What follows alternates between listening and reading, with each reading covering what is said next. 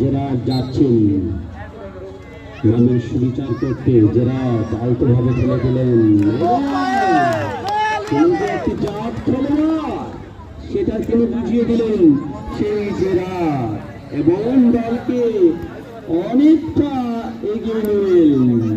সৌভাগ্যের বরপক্ষ তিনি হয়তো একটি মুকুট গ্রহণ করবেন, জয়লাভ করবেন, বিজয়ীর সেই মুকুট সোনার হরিণ এবং সাব্বির।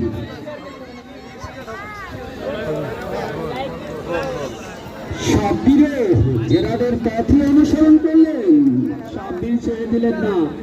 জেরার্ড যদি গোল করে আমিও কেন পারবো না, সেই পথেই তিনি অনুসরণ করলেন। আর সাব্বির মুন্না একাদশী খুব স্কিল, এই ছেলেটি ইনসাইড এবং আউটসাইড ডজ খুবই মনোমুগ্ধকর। এবং সাব্বির মুন্না একাদশী দ্বিতীয় গোল করতে সক্ষম হয়েছেন। জেরার্ড এবং সাব্বির। রাবিন এগিয়ে যাচ্ছেন, দেখে নিচ্ছেন গোল পোস্টের পজিশন।